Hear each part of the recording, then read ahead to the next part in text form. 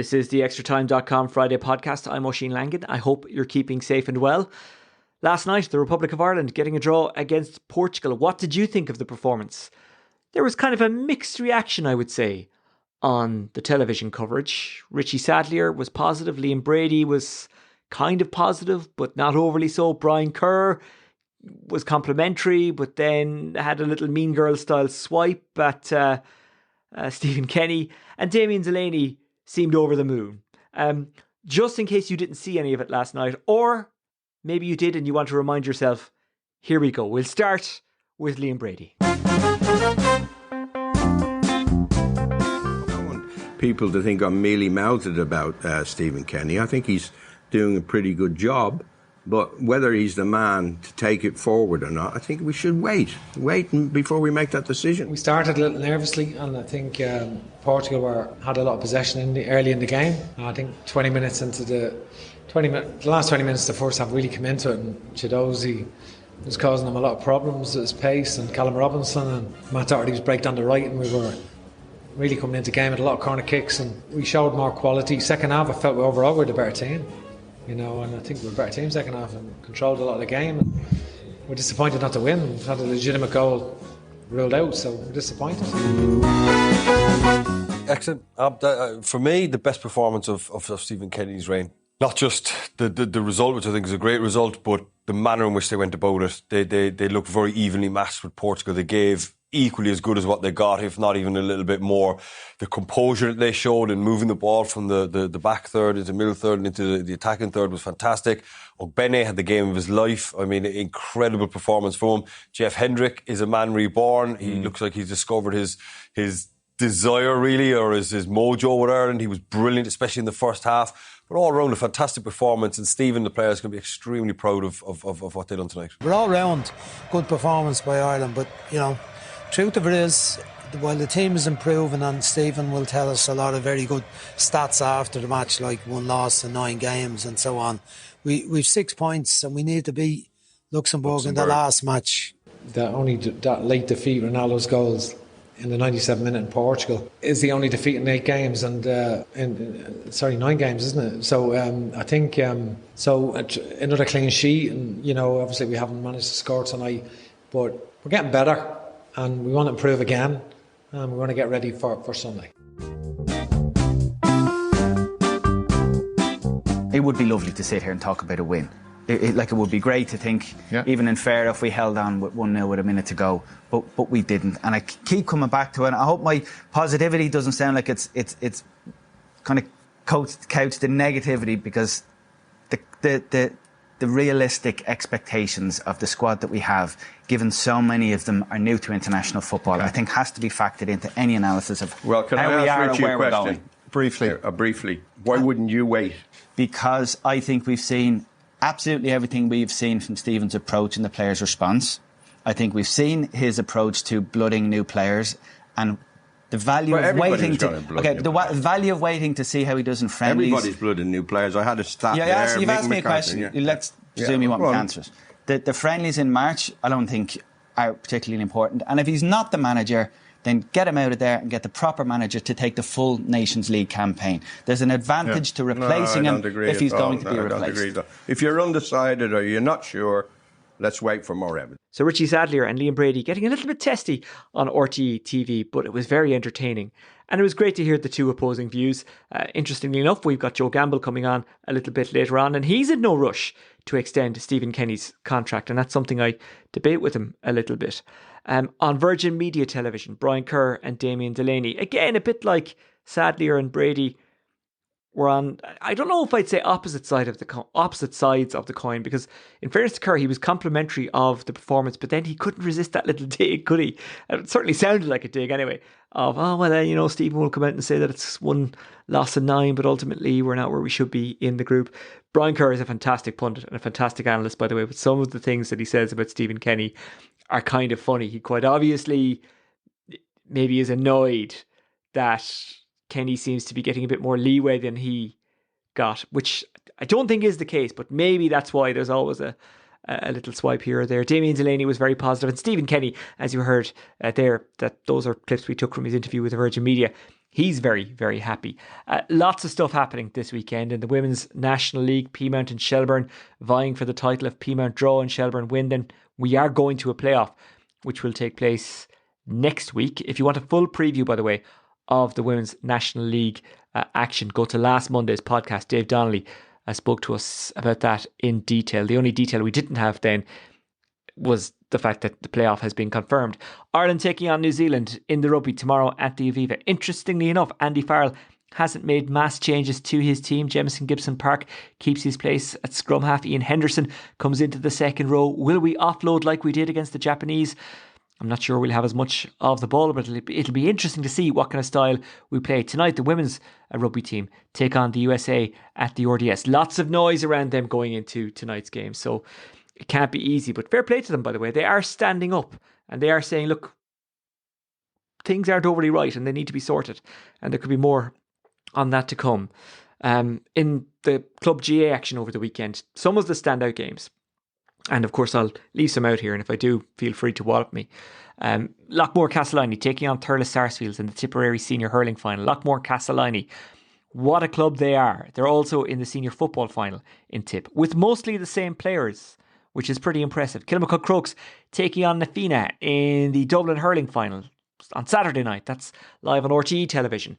Kilmacud Crokes is the club I play with at the lowest possible level, but there's a lot of excitement around the place. Nafina have never won a Dublin senior hurling title. I think it'll be an intriguing battle. And Crokes looked really good in the semi-final against Coola. And if they replicate that performance, I would fancy them to win. But Nafina has some very good players. In Carlow, Éire Óg, vying to win another Carlow title. Reached a Leinster final a couple of years ago. Unlucky to be beaten by Ballyboden St Enda's. They'll very much fancy themselves in the Carlow decider this weekend. Crossmaglen Rangers, the aristocrats of club football, taking on Clan Éireann, who are looking for a first senior title since the 60s. Actually, have I got that wrong? I don't have it in front of me. Are they looking for a first senior title since the 60s, or have they reached the final for the first time since the 60s?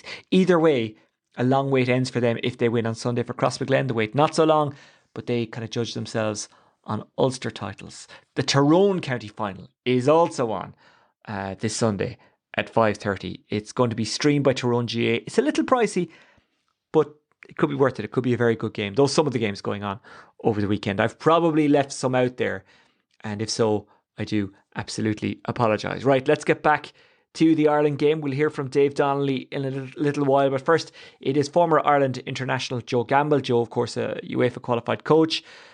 Played for Cork City, played for Barnet, played for Reading, played for Hartlepool. A very experienced football man. Was also coaching Chidozie Ogbene when he came through Limerick, and knew him pretty well from Cork City as well. Joe, what did you make of the performance last night? Because there seems to be actually kind of a little bit of a debate as to whether or not Portugal were really up for this. So maybe it takes away a bit from Ireland getting the draw. I'm not sure. Anyway, what did you think? Good, bad or indifferent? I think you have to say it was a good performance. Obviously, look, there was probably parts of it that were maybe indifferent, but on a whole, I mean, especially the second half, I thought we were excellent, really, against such a top opposition. You know, it's one thing to play well against maybe, you know, an opposition of the likes of Luxembourg and Azerbaijan, but when you're playing against the best nations in Europe and the best players in the world, then it's a different feat. But overall, I think the players and the coach staff and as a country, we can be very proud, really. There was some suggestion that Portugal weren't up for it and didn't play their strongest team. Now, both of those statements may well be true, but is it unfair to criticise Ireland for that? Is it unfair to take away the credit from Ireland because Portugal chose the route that they took? No, I mean, look, you can only play what's in front of you. So I think that kind of comment is a bit disrespectful to everyone, really, to Irish players and the Portugal players. I mean, as you said, I mean, if you look through our team in general, I mean, they got Fernandes, they got Ronaldo. Those two players alone are top draw. You have Pepe at the back, who's won Champions League, played in top teams all his career. You have players at that level, Paulinho midfielder, next midfielder. I mean, look, they're all those players with the so-called B team would start in the Irish team, no doubt about it. I don't see not one player in their team that probably wouldn't start in our team. But I think that you're only as good as what you play against. So you can only force your game and the way you and the style of play that you play against the opposition that play against you. So Ireland were very good. I mean, it was simple as that. I mean, first 20 minutes, I thought we gave them too much possession, too much time, and against that opposition, you will be punished if it went on longer. So that, like, we did kind of change a little bit. I think the 5-3-2 with Ogben in front, it didn't really work early doors, and then after a while we kind of got the gist of it, and we kind of pressed a bit better, and we were a bit more on the front foot, and we were kind of a bit more, I suppose, territory-wise higher up the pitch. So therefore, we just didn't give them an easy chance to build up and get their game going. But I think overall, I thought we were very, very good, especially in the second half. There were some passes of play there when we played out from the back. We were through Hendrick and Cullen and played a lovely 1-2 around the corner. Good link-up play with the strikers, and we caused them a lot of problems. Okay, we didn't finish off those moves, but I mean, they were excellent to see, and you could see that the players were growing more and more confident the more and more the game was going on. From what you saw of Ireland tonight, do you think they can get better again? Because that was pretty much the exact same 11 as started against Azerbaijan and possibly Qatar. I think there wasn't too many differences. Obviously, Bamidele missed out through injury. And they did create chances, as you say, and they looked maybe a little bit more solid in midfield. Teams had been getting through us. Tonight, Portugal, of course, they got through us at times because they've got very good players, but they weren't doing it all the time. They weren't doing it at will. Yeah, I mean, look, the question you asked, can we get better? Of course we can. I mean, after the match, I think Richard said about the players, the 3 players that it was their first start in this season for 3 months. I think he said, and then you had 2 or 3 debutants like McGrath and Chidoze. No, okay, they played maybe 2 months ago, but it was the first 3 or 4 games. But he was saying that we're so inexperienced, and players are not as fully matched as they should be. Like, you can only be positive. And I mean, those players will feel 10 foot tall after the game, playing such a big opposition, but also play really well, not just hang in there or we got a lucky draw or, they missed chances. I mean, they didn't create a lot of chances, and they had a bit of possession of it in the first half, especially, but they never really cut us open. It wasn't like Wales' attack where they get in behind us, the ball flies across the box, they had a shot, they came out, they had another shot, and they kept recycling possession. They didn't do that. Like, it was probably a sporadic attack here and there. So the players will definitely feel a lot more confident, and the whole management team and the whole coaching staff and what they believe in will definitely give them more confidence to go, right, lads, we're on the right track. Let's refine it. Let's get better at it and what have you. But look, with the formation, as you said about teams playing through midfield, it's one of those. Look, 5-3-2 or 5-3-4-3. There's a lot of holes to be played through there. I don't know. I mean, I'm not 100% sure on that formation myself personally. But I think we were a lot more solid, and we did force teams to play out wide. But I just think if they went really high, if their winger went really high and the fullbacks went really high, they would outnumber us very easily out wide, and they could switch play very easily. So I'm not too sure on that one against them. If they were really going in for the game, could they have caused a lot more problems? Don't know, but I think in terms of the midfield performance, I do think we were solid. Cullen and Hendrick were very good. McGrath, I think he lost his way a little bit. I'm not too sure. In that formation, did he shine an awful lot? But look, I thought we were very, very good. To be honest, 1-11, very good. Well, there were so many positives, so we'll pick up a tiny negative there. Jamie McGrath, you mentioned there, maybe didn't have his best game. Why do you think that was? And funnily enough, Ray Houghton said the same thing when he was coming off. He said he never really got into the game. I don't know. I think as a club level, is he more used to a traditional 10 or is he an 8? I think he was kind of more of a flat 3 midfield, so he had to get himself out left wing a lot and kind of maybe do a lot of workload like that. Not that it didn't suit him. Look, he's a grafter in fairness to the kid. I wouldn't say that. I don't know. He just didn't seem to affect the game on the ball. I mean, look, I don't think he had a terrible game, and I don't think he lost a lot of possession, but he just never seemed to be on the ball a lot. Look, maybe we bypassed him a lot. Maybe Cullen and Hendrick were dropping deeper to get on the ball, and McGrath couldn't find those spaces in between our midfield and our strikers. He just didn't seem to fall for him. I don't know. I couldn't really put a finger on the ground. Yep.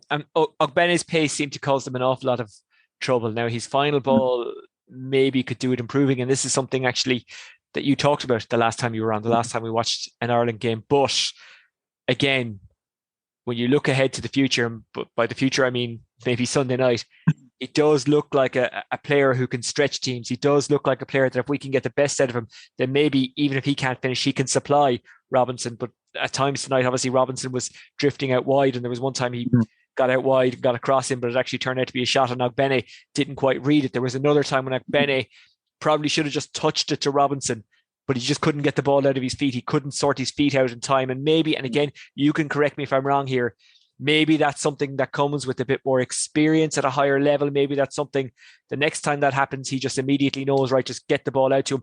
Now, Benny's in his mid-20s, but he's playing at a high level for a relatively short amount of time. So I think we can be very excited about those two. But first of all, I want you to address the what we saw from the two of them tonight.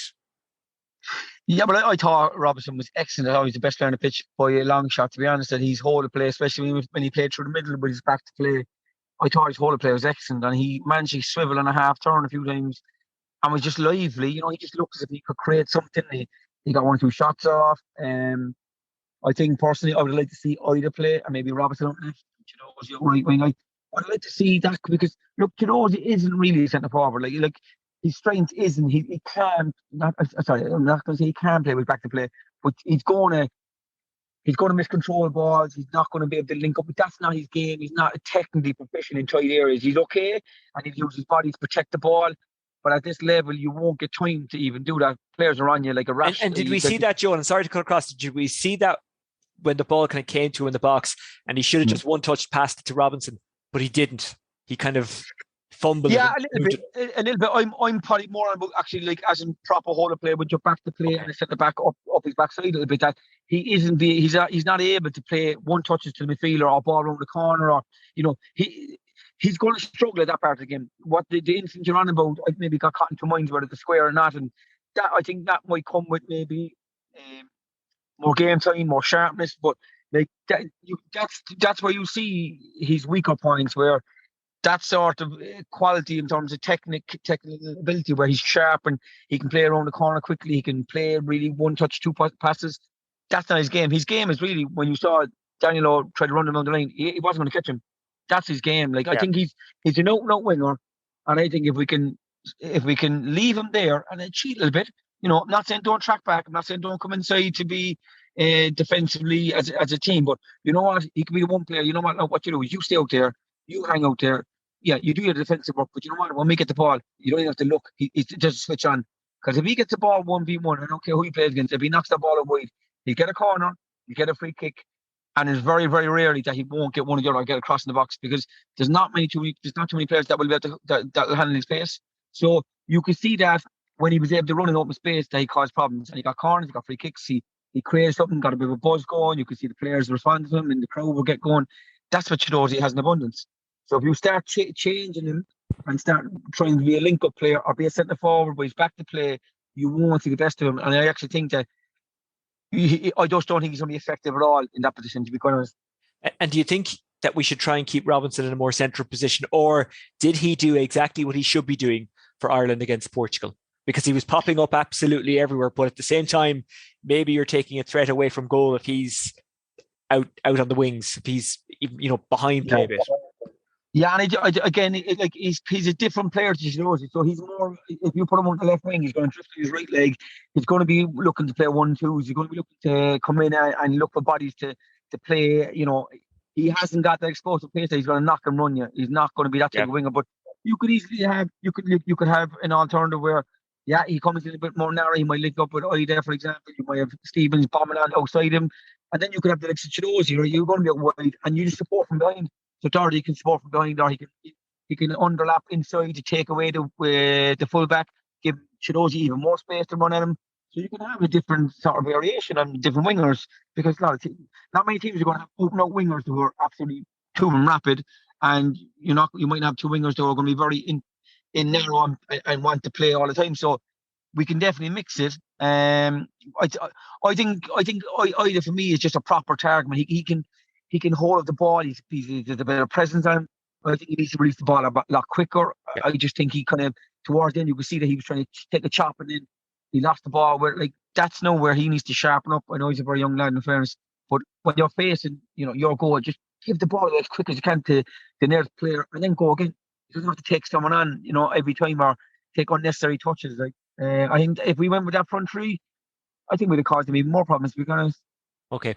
Well, we'll move on to the Luxembourg game now. We will also talk about Stephen Kenny's contract, because it's it's a strange situation, isn't it, that we don't just talk about games anymore. We always seem to talk about a manager's contract afterwards, especially when it comes to the Ireland manager. But for Luxembourg, would you go with the same starting 11 as was tonight, or would you start Ida against Luxembourg on Sunday? Would you make any other changes aside from that?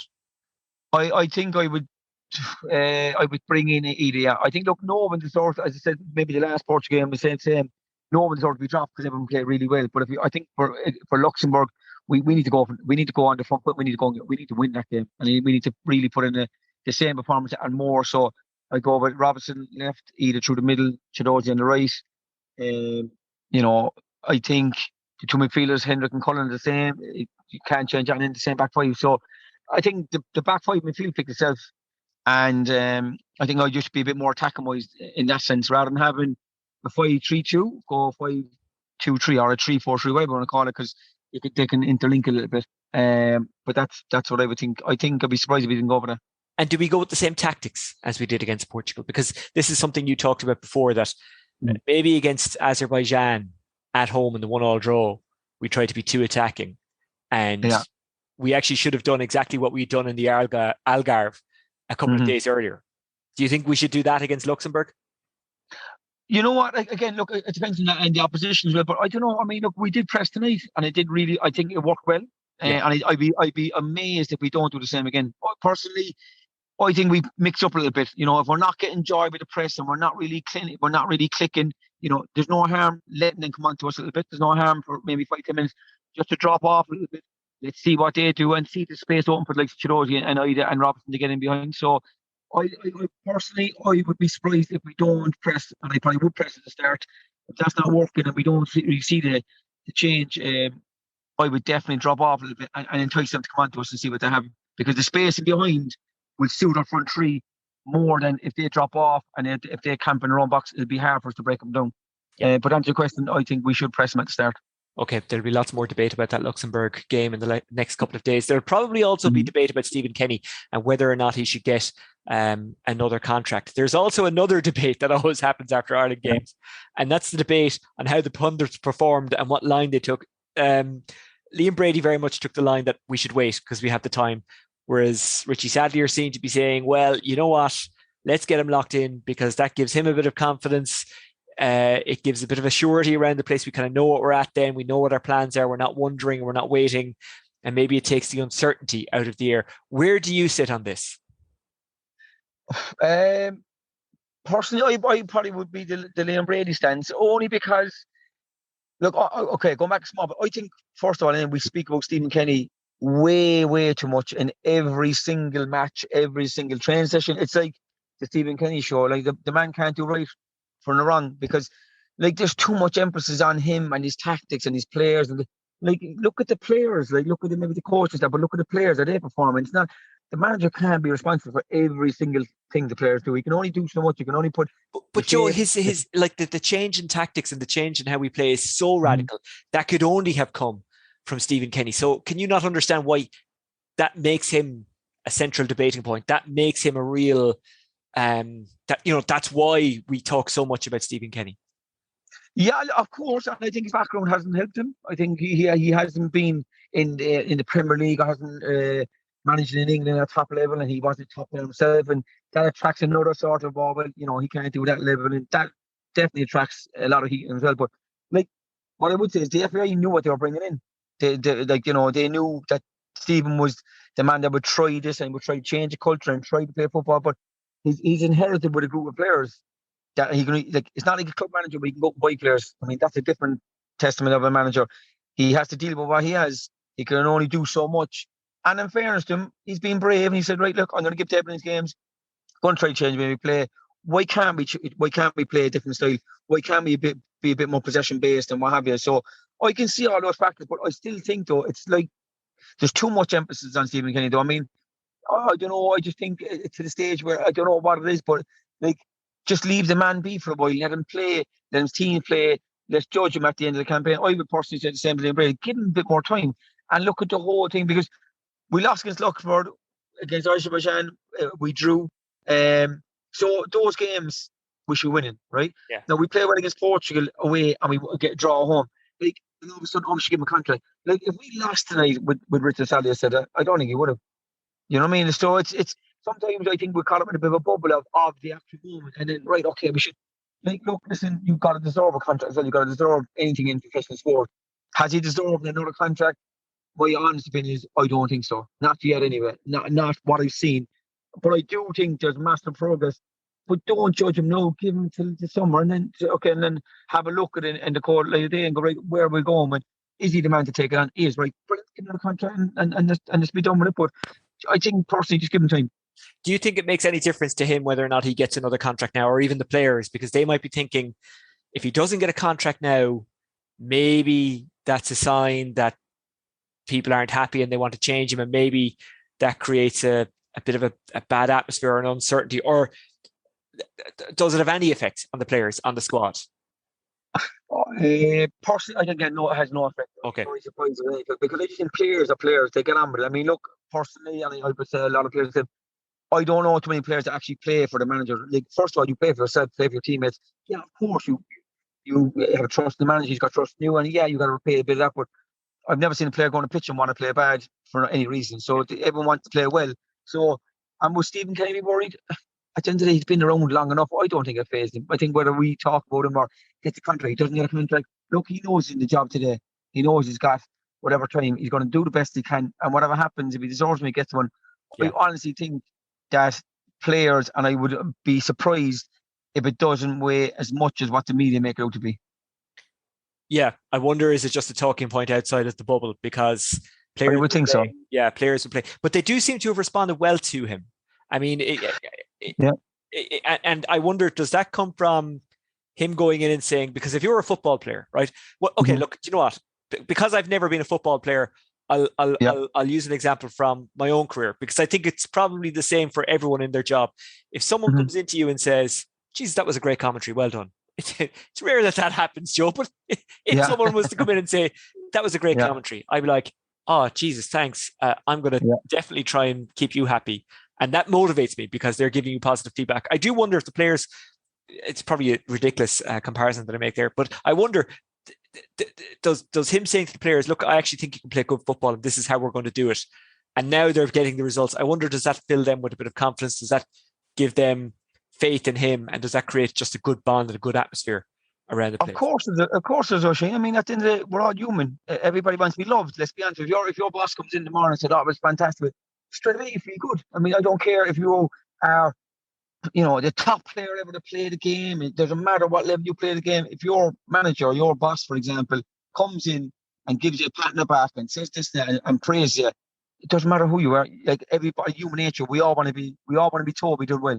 Right? So I think the players will buy into it, because you can be guaranteed the football sessions and the training sessions are all football based, and they're all player friendly sessions or 5v5s and with tactical elements in with them. Obviously, all players want to play football. Right? I from my own experience, if a manager comes in the morning and says, "Oh, we want to play from the back, we want to play through midfield, we see you as a focal point, this, that, and the other, and you want to work on things," players gravitate to that because they want to play football. I don't know too many players that will get enjoyment from, "Right, lads, get out of your friend. Okay, defenders, get out of the ball. We're going to smash it up to him. Midfielders, get up, win the first ball, win the second ball, suffocate him, put the ball in the box, put throw-ins in the box. We're going to play this way." I don't know. Too many players will start rubbing their hands and go, "That's great, Gaffer. I want to play that." They don't. They'll do it because they have to do it, and obviously it's results driven. If they get results, they'll buy into it. Majority of players want to play football. They want to be on the ball. They want to feel like they're like a kid. They want to play football within the right, constraints of professional sport. You know what I'm trying to say? But so these players, of course, will grab to Stephen Kenny because he's coming straight and go, "Oh, we want to play. I want to play from the back. I don't want you to be afraid. Be brave." They're all going to love it. So, that's why he's probably getting responsive. It's great because then obviously if they get a few results like tonight, that then gives it more vindication of he's doing well, and the players will grab to it. So, that's probably what's happening at the moment. Joe, just before I let you go, I'm looking at last night, because of course this goes out on a Friday, and we'd never dare to record something on a Thursday and say it was a Friday podcast. We'd never do that. No. It's almost midnight. We're well covered. We're almost there. But anyway, hang on a few minutes. We can genuinely say last night. But I'm just looking at the starting 11. You've got Ogbene, a Cork man. You might well have had Alan Brown, a Cork man, had he been fit and ready to play. You've got John Egan, who is very strongly connected to Kerry, but a Cork man. Yeah. Played his football in Cork. He's an adopted Cork man in a certain way. Sure Born and raised in Cork, played for Bishopstown, so he's a Cork man. Played his soccer. Conor Horahan came in, a Cork man. Adam Ida, another Cork man. Daryl Horgan, not in the squad last night, but played for Cork City. We'll exclude him, but I just wanted to mention it. As a Cork football person, can we take Shane Long along the way as well? Can he play for Cork City? He lived down here for a while. Yeah, we'll give you Shane Long, and we would have given you Kevin Doyle had he still played as well. But come here, how proud as a Cork footballing person are you that Cork has this much representation in the squad? And you know what, I'm kind of messing there and doing the isn't it great to have Cork lads, but it's a kind of a serious point as well. That Cork is the second city. It's a sporting city, and it's one thing I love about Cork as a county. I'd never say it's a football county. I'd never say it's a hurling county. I'd never say it's a rugby county. I'd never say it's a soccer, athletics, badminton, because it's all of those things, and that's what that's what one of the reasons. And don't worry, we got gold medals down as well, Oisin. Gold medals everywhere in the Olympics down here. Exactly, but the point is Cork now? Does Cork now have the representation it really should have in the Ireland squad? Because like for years there might have been one or two, and don't get me wrong, there were some brilliant players. But are you kind of thinking to yourself as a Cork footballing person, you know what? God, it's great we have this representation, but we're big enough city stroke county, we should have this representation. Yeah, we should definitely have the representation. Like, I mean, look, Cork is sport mad. I mean, look, people like live for sport down here. I mean, and as you said, and it could be any sport. Like if you're doing well in Cork, people will know, will talk about you, will know whether they're not into soccer or hurling or rugby or boxing, but you name it, road bowling, everything. Like people are obsessed in Cork about sport, and it's great to see so many people doing well. But look, it's just you know, we're modest by nature really, and we just get on with it, and we're hard-working people. Like, so there is no fuss about it. We just get on, do the job, and I think it's great to see so many fellas. And it's not just the city. You got the county boys. I said, you know, it's all over County Cork. And it's a privilege really that so many lads are doing well. But look, it's also it's down to them. They've obviously grafted to get where they are, and you know it's great to see that. And is it just a coincidence, or does it suggest that systematically something is going right in Cork? And by the way, I never mentioned Caoimhín Kelleher, who's at one of the clubs in the world. And in my roundup of sports, I never mentioned rowing, which is, as you said, a sport that you have a gold medal in. Is it a systematic thing? Or is it just that there just happens to be a crop of players in around the same age and they've come through? Yeah, probably that. But look, you know, as you said, Oisin down in Cork, we think we're the real capital of Ireland. So we're a bit funny that way. You know what I mean? We have our own sort of language, and we have our own sort of thing going on down here. So like, just look, it's probably one of those things. But other people might say different. But like, yeah, we are a different breed, definitely compared to the rest of Ireland for sure.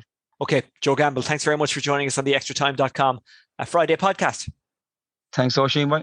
This is the extratime.com Friday podcast. We're now joined by extratime.com writer and reporter Dave Donnelly. Dave, how are you?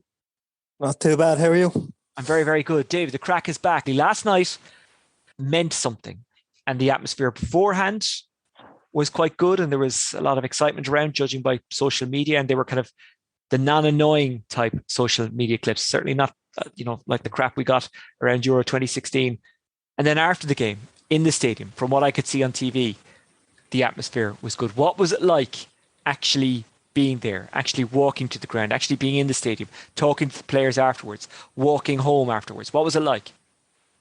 Yeah, it's kind of a bit surreal having gone to games over the past 2 years and just, either an empty stadium or when a few fans were allowed in and it was kind of sparse enough. It's great to see the whole ground buzzing, dodging in and out, trying to get past people who are, getting in your way and everything. It's the kind of buzz that you remember from Ireland games way back when we were doing something, the Germanys and the Bosnias and all those games a few years ago. The buzz is back, but as well, I think in general, I think people are really enjoying the football as well. It's not just blood and thunder, rush, kick and rush, all that anymore. There's a bit of flair about it, and I think you could even hear the fans in the stadium. They got a little bit nervous when Bazunu was passing the ball out from the back or whatever, but they really enjoyed it as well, and it's just great to have something to cheer about as well, even if we didn't get the result in the end. I mentioned already I wasn't at the game, and you were. So I'm curious to know, did Portugal look and have the feel of a team who weren't up for it? Because that's very much the accusation, and maybe people are using that as a stick to beat Ireland, which of course is not fair. But they are saying, well, you know what, it was a draw, but it was against a Portugal team who didn't put themselves out too much, didn't look overly worried, and therefore maybe it's not that big a deal. What's your reading of the situation, having been at the game, having been up close and personal with the Portugal players? Well, I don't think any team with Ronaldo in it going after to cement his legacy is ever going to be less than up for it. He was, from the first minute to the last minute, he was trying to get his name on the score sheet. But overall, like they could have put out a better team. João Cancelo and Ruben Diaz were left out because they're on yellow cards, and obviously Serbia is kind of the game for them that they now only need to get a draw from. So it's it wasn't the best team they could have put out. Certainly Cancelo would have caused us more problems than Semedo, and in general their back four looked a bit shaky overall. Danilo and Pepe in the middle. Pepe obviously was sent off late on, but in general they looked a bit uncertain under our press, particularly in probably the first 20 minutes of the second half, when we really put a lot of pressure on them, and they kind of started to wilt a bit. But overall, it wasn't the best team they could have put out, but it was still a terrific team. It still had Ronaldo, Andrew Silva, Bruno were they Fernandes, trying, Dave? Were they up for it? Were they up for it? That's what I'm asking. They were, yeah, but I think probably for the last 20 minutes or so, I think they realised that if they hang on and get the draw, that's all they need. But they were up for the game. I thought it was a very good game. I just thought, Ireland maybe shaded it a little bit. Portugal probably had the better chances, but it was just a good game from two decent teams playing fairly well against each other. Okay, well, look, I'm glad to have chatted to you about that, because you always get a different view from someone who is in the stadium. And I think from what I could see from home, that relationship between the fans and the team, and maybe even the manager, is where it needs to be and where it should be. What about afterwards? You were in the press conferences, so you would have chatted to Stephen Kenny, Enda Stevens, and Shane Duffy. We heard a little bit from Kenny earlier on. He seemed happy. Was that his demeanour? Yeah, I think he was just a little bit disappointed that the injury time non-goal didn't count. He was adamant there wasn't a foul. And he's just his usual self, kind of very sort of thoughtful, took time over his answers, and then sort of finished off by saying that he thinks John Egan is a great player and he should be playing in the Champions League. So it was a typical Stephen Kenny press conference. But it's just I think the mood amongst the players. Shane Duffy came out and was very, very forcefully suggesting that huge progress has been made and that he wants to see Stephen Kenny kept on. I think he said something along the lines of, if you think that we're not going in the right direction, you're writing the wrong things. And I think that kind of sums up what I've heard from a few of the different players over the last little while. And of course, there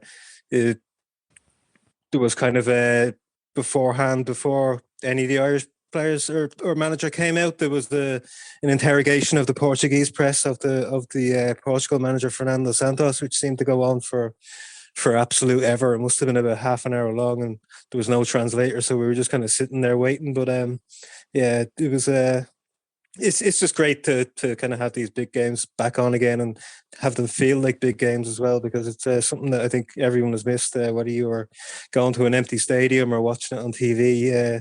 Watching players play in front of an empty stadium, it's not ideal, but to have that buzz back is great. And one of the debating points after the last couple of games was midfield, and it's something I didn't really get into as much as I'd like to have with Joe Gamble. So I'll ask you. You could be my Joe. Jeff Hendrick and Josh Cullen, they were immense, weren't they? Yeah, I think Jeff Hendrick is probably playing the best football of most of his career at the moment. Well, for Ireland anyway, he's not getting into the Newcastle team, but I don't think that'd be a huge worry to Stephen Kenny if he keeps playing like this. But Josh Cullen in particular, the progress he's made since heading over to Belgium has been immense, and he looks like a player that we can't afford to be without at the moment. Yeah. And he's just so tidy on the ball. He never gives it away. He takes the ball under pressure. He takes the ball forward. He can pick a pass. He can spray a pass long or short. He's he just looks like the player that makes us tick at the moment, and the fact that we do only have the two midfielders in there, which means we're against a lot of teams, we're outnumbered unless our other players kind of tuck in and help out. But the fact that the two of them seem to be able to handle an awful lot of it themselves really bodes well for the I suppose the future development of the team, because again we do have other options going forward in there if any of those players have to drop out, the likes of Jason Knight and coming along, and Conor Howerhan came in today and played reasonably well in there as well. So it bodes well. It really does. And Josh Cullen is an example of someone who didn't take the obvious route and is reaping the rewards. And I do wonder if more League of Ireland players will now go direct to the continent of Europe, having seen what Josh Cullen has done. Now, I know he's not a League of Ireland player and went from an English club. I actually forget what his home club is, but West Ham, thank you very much. And here's the thing, like, Mark Noble is aging, and now they nearly have a like-for-like direct replacement for Mark Noble. But anyway, that's another debate. I do wonder, will Irish players now and players based in the League of Ireland look and say, you know what, he did that from Belgium as opposed to West Ham. Maybe that's where I could go. Maybe I could go to Belgium or Holland or whatever. And Jack Byrne did it. I don't think it seemed to do him any harm, even though he kind of didn't get... Even though he played his best stuff when he was with the Rovers. But anyway, that's a separate point. Before I move on, Dave, I want to ask about the Republic of Ireland under-21s. They're playing Italy in Tallaght Stadium this evening. It's a huge game for them. How do you think it'll go? It's hard to know. I did watch the Jim Crawford's first game when he took over from Stephen Kenny midway through the last campaign, was away in Italy. They played a makeshift Italy team, which is more or less at the time it was a mixture of their under-20s and 21s, and a lot of those players would now have come through and would be the current team, and they were very good in that game. I do think, from having gone to the press conference during the week with let's see who's there, Joel Bagan, Will Smallbone, Gavin Kilkenny and Jake O'Brien, the four of them, they were all fairly confident that they can go out and do something. And I think even though they don't come out and say it, they kind of realise that they probably need to win one of these two games. And it's hard to tell which one is more likely. Probably Sweden, just based on reputation, but they seem pretty confident going into it. But obviously, on the back of that disappointing Montenegro result, it's hard to know exactly how they'll do. But they do, squad wise or numbers wise, they look to be a bit stronger than they were that last time. So hopefully that feeds through to the team, and they can really go and do something big and get right back into this group. Okay, well, it's live on RTE2, so everyone can watch it, which is really good. Tonight, in the SSE Airtricity League, we've got a fairly big trio of games. Bows and Shamrock Rovers. That's big for two reasons. One, it's a Dublin derby, and two, Bohemians are still kind of hunting down that European spot in the league, even though they have the cup final. St Patrick's Athletic taking on Finn Harps. Finn Harps trying to avoid relegation. And Derry City against Sligo Rovers. Sligo secure in Europe. Derry are not. Yeah, that's it. There's Bows and Derry are really going for it. Dundalk have played an extra game, and they might be I think they're relying on a few favours that the other teams aren't. But certainly it's going to be a big day of football. I think there's going to be an awful lot of looking. There'll be some nervous eyes on results in other stadiums at the time, and I think it's going to be three very good games as well. But I'm going to the Bows Rovers game myself, which is probably going to turn out to be an awful 0-0, just because I'm going. But it's going to be a good Friday night of football that will that'll have us all glued to our phones, hopefully, and watching a bit of decent football too. Yeah, like Finn Harps, I have to say, now that they've had a couple of days rest, I would fancy them to get a result against St Patrick's Athletic, even though it's at home. St Pat's, Alan Matthews said it after the 3-0 defeat to Sligo. Guys need to realise they're playing for places in the cup final. And maybe that will spark them, Dave, because there is a good bit of competition in that squad, isn't there? They have options like. Yeah, and it's interesting. Slav Yaros, the Liverpool loan goalkeeper, he'll be away. He's away with the Czech under-21s. So it'll be interesting to see if they give a run out to the under-19 keeper Josh Keeley, or if Stephen O'Donnell sticks with the experienced Barry Murphy. But in terms of the squad, yeah, they've kind of rotated a good bit in the last couple of games. I think it was 6 changes for the last 2 games, and it doesn't seem to have suited them very well. It's kind of the chopping and changing has made them maybe a little bit disjointed over those 2 games. So it's hard to know whether they'll go with a few more changes again or try and give those players another chance to prove themselves. But again, they've got the job done. They have their European spot now, so it's hard to know which way that'll go. It might be a couple of players kind of protecting themselves for the cup final too. But again, as you say, they're also playing for places in that final. And from what Alan Matthews said the other day, there definitely are a couple of places that are up for grabs. Derry City against Sligo Rovers. That's a game that kind of nearly sells itself. I know Sligo have achieved their aim for the season, but Derry desperately need a win there. Tomorrow night, Longford taking on Waterford, and it'll be interesting to see what pressure will be on Waterford going into that game, depending on what happens in the Finn Harps game. Bows and Rovers, it's a case that Rovers won't have any fans there, isn't it, Dave? Yeah, they've been not invited. From what I know, a lot of the Rovers brass are also not going.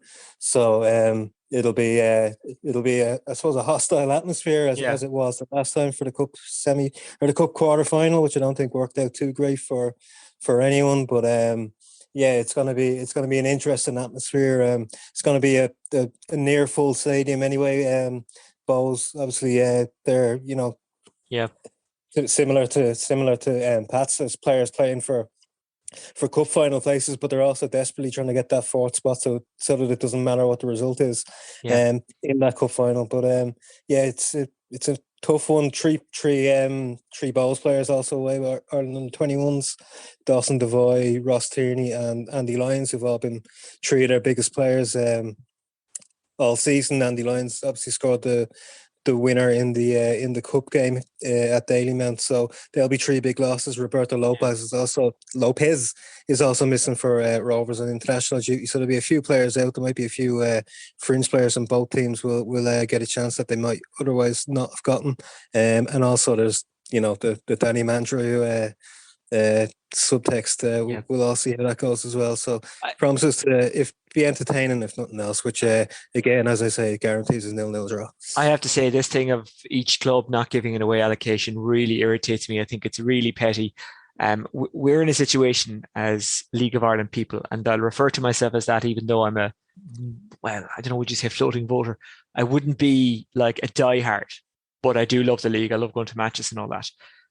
But the league needs to grow, right? If you're a product that's in the place that the league is at the moment, you need more people following you. And the benefits of that are self-explanatory. It makes you more relevant to advertisers. It means you have more punters coming through the door. It means you have more punters interacting with your club. Even if they don't come through the door, maybe they buy the stream, maybe they buy the merchandise. And this sends out a really bad message that these businesses can't interact with each other. And these clubs and these entities can't interact with each other.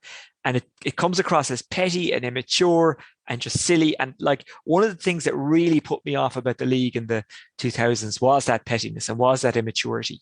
And like, that's happened throughout history, that, the famous quote of, you're dealing with a league where the clubs steal each other's footballs, small mind. And people, there's a lot of people out there who still think of it as the chicken league, small minded, petty, and they think of League of Ireland as that lot. And as long as stuff like this is going on, they'll still think of League of Ireland as that lot. And maybe they shouldn't, and maybe it's lazy thinking, but this kind of stuff fuels that, and it doesn't help. And I think the clubs need to get over themselves, because they're 2 clubs who do great stuff. I mean, they do fantastic stuff. Look at the work they do off the pitch. Look at the work they do on the pitch. 2 fantastic clubs, and they need to get over themselves and get this sorted. They don't have to be friends, but they do have to realise that they're businesses, and they have to be mature. That's my. You don't have to say anything, Dave, if you don't want to incriminate yourself. That's fine. Is that like your Oisin Langan thought for the day sort of thing? That's my rant. I've been thinking about this for a couple of days, and I have to say it, like, and the frustrating thing is that they are great clubs. They are running themselves incredibly well, the 2 of them, and they're doing so much good stuff. But something like this takes away from that, I think. Well, they look, they don't like each other. They never have. So that's always going to be a thing. I don't think having a bitter rivalry is necessarily a bad thing for the league either. That's fine. But denying away fans and away supporters tickets is. Like Cliff Barnes and J.R. Ewing at the height of their rivalry didn't do anything as immature as that, because that would have been bad for business. I know they'll probably sell it out, and I know that it doesn't matter, but I just think it doesn't come across well. It doesn't put the league across well. Yeah, I suppose not, but sure, we'll see what happens. Everything calms down eventually, doesn't it? And adults take not saying they're not adults, but the authorities will take over and kind of push people in the right direction, and it'll all calm down. Eventually, it'll be fine. I hope it does. I really hope it does. Dave, I put you in an impossible position in my final thoughts there, so sorry about that. You're going to Bohs and Shamrock Rovers tonight, and we can follow your work on extratime.com and a few other outlets. Thank you very much for joining us on the extratime.com Friday podcast. And by the way, as I say, Dave did a big detailed preview of the Women's National League on Monday night. So if you want to check that out, by all means, go back to that. Dave, thank you very much. Very welcome. Well, that's it for the extratime.com Friday podcast. We're back on Monday when we look back on the Republic of Ireland against Luxembourg. We'll also talk about the under-21s who are playing Italy tonight in Tala. Hopefully the under-19s will get a couple of wins as well. Tonight at the RDS, best of luck to the Irish women's rugby team who take on the USA. The men up against New Zealand tomorrow. We'll talk about all of that on Monday. And we'll look back on some of the Gaelic Games action across hurling, camogie and ladies football and Gaelic football as well. Remember, you can contact us via Twitter at Extra Time News, or you can get me on at Oisin Langan. Don't forget, obviously, busy weekend in the League of Ireland, and you can follow all the coverage and everything that's happening on extratime.com. That's it. I'll talk to you Monday. Have a good weekend.